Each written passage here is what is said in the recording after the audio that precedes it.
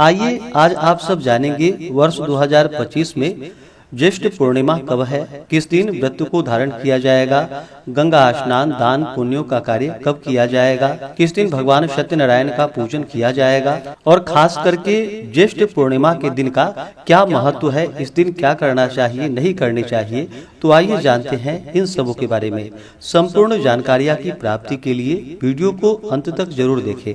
Channel पे अगर आप पहली बार आए हैं तो चैनल को लाल बटन दबा करके सब्सक्राइब करें, साथ में बेल आइकन घंटी को दबाएं ताकि आने वाली वीडियो का नोटिफिकेशन आपको समय से मिलता रहे। हिंदू धर्म में प्रत्येक पूर्णिमा तिथि का अपना विशेष महत्व माना गया है।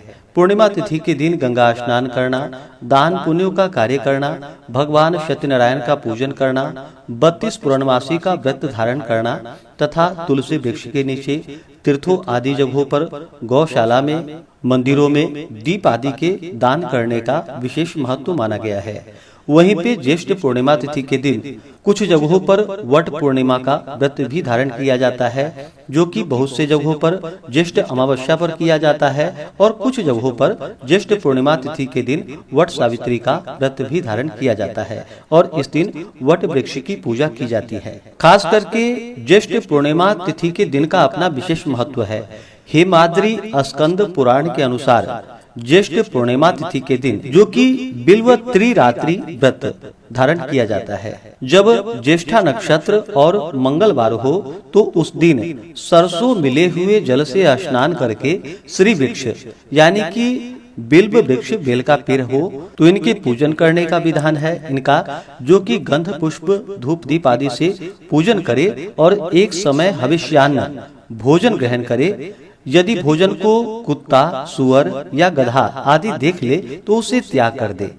इस प्रकार प्रत्येक शुक्ल पूर्णिमा को वर्ष पर्यंत 1 वर्ष तक करके व्रत की समाप्ति के दिन बिल्व वृक्ष के समीप जाकर एक पात्र में 1 किलो बालू या जौ, गेहूं, चावल और तिल भरे तथा दूसरे पात्र को वस्त्रों से ढककर उसमें स्वर्ण निर्मित उमा महेश्वर की मूर्ति स्थापित करे, भगवान शिव माता पार्वती की, तथा 2 लाल वस्त्र अर्पण कर विविध प्रकार के गंध पुष्प धूप दीप और नैवेद्यादि से पूजन करके इन मंत्रों का उच्चारण करे। मंत्र श्री निकेतन नमस्तुभ्यम, हर प्रिय नमस्तुते, अवैधभ्यम च मे देहि श्रियम जन्मनि जन्मनि। इस मंत्र से प्रार्थना करे और बिल्व पत्र की 1000 आहुति देकर 16 या 8 अथवा 4 दंपतियों को, जो कि स्त्री पुरुष हों, उनको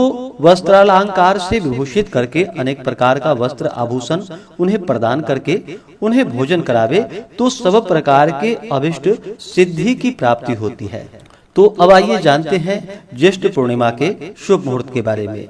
ज्येष्ठ मास की पूर्णिमा तिथि प्रारंभ समय 10 जून 2025 दिन मंगलवार सुबह 11:36 और पूर्णिमा तिथि की समाप्ति 11 जून 2025 दिन बुधवार को दोपहर 1:14 पे पूर्णिमा तिथि की समाप्ति है। तो व्रत का पूर्णिमा जो व्रत धारण किया जाता है तो इसे चंद्रोदय व्यापनी ली जाती है। तो चंद्रोदय व्यापनी के अनुसार 10 जून 2025 दिन मंगलवार को सभी भक्तजन व्रत को धारण करेंगे और 11 जून को स्नान दान की पूर्णिमा है। 10 जून को इस बार मंगलवार दिन है तो बड़ा ही अच्छा सहयोग बन रहा है बिल्वती रात्रि व्रत करने के लिए। तो आप इस दिन से इस व्रत को भी धारण कर सकते हैं। तो जो भी भगवान सत्यनारायण का पूजन करने वाले हैं, 32 पूर्णमासी का व्रत धारण करने वाले हैं, वो सभी भक्तजन 10 जून को इन कार्यों को करेंगे। इस दिन भगवान शिव जी का पूजन करे, लक्ष्मी नारायण की पूजा करे, भगवान सत्यनारायण का पूजन करे, गंगा नदी तीर्थों आदि जगहों में शाम के समय में दीप आदि का दान करे और 11 जून को सुबह में गंगा स्नान दान पुण्यों का कार्य करे तो इससे अनंत फलों की प्राप्ति होगी। 10 और 11 जून को ब्रह्म मुहूर्त का समय सुबह 4:02 से सुबह 4:42 तक होगा। सूर्योदय का समय सुबह 5:07, सूर्यास्त शाम 6:48 होगा। चंद्रोदय का समय शाम 6:12 होगा। राहु काल का समय दोपहर 3:22 से शाम 5:05 तक होगा और 11 जून को राहु काल सुबह 11:57 से दोपहर 1:40 तक होगा। राहु काल समय के दौरान कोई भी शुभ कार्य या नया कार्य नहीं करना चाहिए, इस बात का ध्यान रखें। 10 और 11 जून को प्रातः काल पूजा का शुभ मुहूर्त सुबह 4:22 से सुबह 5:23 तक होगा। शाम को पूजा का शुभ मुहूर्त शाम 7:19 से रात्रि 8:19 तक होगा। 10 जून को अभिजीत मुहूर्त का समय सुबह 11:53 से दोपहर 12:49 तक होगा। 11 जून को अभिजीत मुहूर्त नहीं है। 10 जून को विजय मुहूर्त का समय दोपहर 2:40 से दोपहर 3:21 तक होगा। अमृत काल का समय सुबह 6:22 से सुबह 8:18 तक होगा। 10 जून को रवि योग बन रहा है, जो कि सुबह 5:23 से शाम 6:02 तक होगा, जो कि बड़ा अच्छा संयोग बन रहा है। नक्षत्र अनुराधा होगा शाम 6:02 तक, उसके बाद ज्येष्ठा नक्षत्र होगा।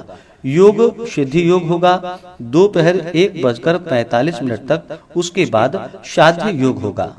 11 जून को अमृत काल का समय सुबह 10:35 से दोपहर 12:20 तक होगा। पूर्णिमा तिथि के दिन चाहिए कि सुबह ब्रह्म मुहूर्त में उठ करके नित्य क्रियाओं से निवृत्त होकर के गंगा नदी में तीर्थों आदि जगहों पर स्नान का कार्य करे।